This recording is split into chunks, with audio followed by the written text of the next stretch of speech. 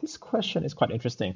We've got a function here, y equals f of x, and it says here the area A is equal to 3 square units.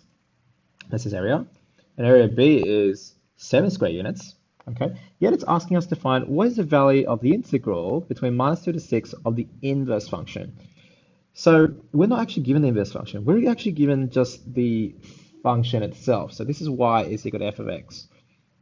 So questions like these would often appear in the later stages of the multiple choice, which they have put here, or CSSA has put here in question 10. So how do we actually do this? Well, we've first got to graph out y equals x, okay? That's going to be our tool to actually reflecting this about this line to get our inverse function. So this is y equals x. Now, if I reflect this curve about y equals x, well, this y-intercept of -2 will now be the x-intercept right here. The x-intercept of 2 will now be the y-intercept of 2. That's going to be around there. Then, as we graph onwards from this point, we have to intersect this point intersection between y equals x and the gradient function, because that's where the inverse function would also intersect. So that's that point there. But let's see where it ends. It ends here at 4, 6.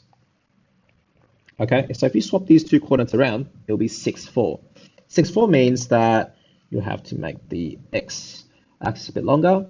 6 will be here, and then 4 would be somewhere here. Okay, that's 6, 4. So it has to end there. So let's just cross this part of y equals x where it's going to intersect the function itself, and then curve this way, okay, to 6, 4. All right, so it looks like that. Now, let me remind you that the question says find the integral of the inverse function between -2 to 6. What it's asking for is this. Okay, the part that I'm coloring in. Okay, just remember that. So we're trying to find that. All right. Now, we've actually been given this part, which is A. Okay.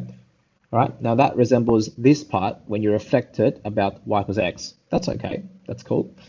So we'll just write down that this is 3 units and this is also 3 units. Okay. Now, the thing is, we've also been given this part, which is B. Okay. So I'll just color B in. And B here is apparently 7 square units according to this. Right. Now, if you reflect that area above about y equals x, that area is actually this part. Okay, that part right there. Now the thing is, we want to find out what this is as well as that 3. Okay, let me just make this smaller. Here we go. All right, so we just want to find out this part. Okay, and then we add it with this 3 here, and that will be our total area. So how do I actually find out this yellow part that I've got here?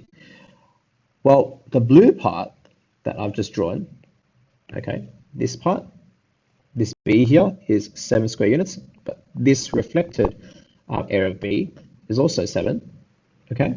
So if I wanted to find out this yellow part here, all I have to do is get that rectangle, which is basically 4 by 6, okay? This is 6 units in total, and then this part here is basically 4 in total.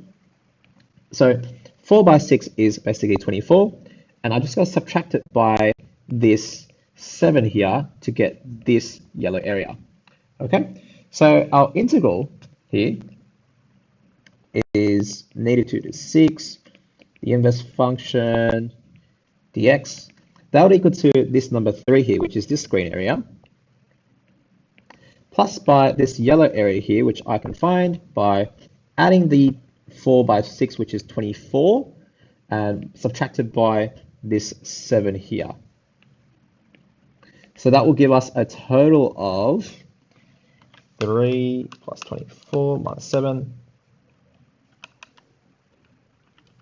and that is 20, which is C.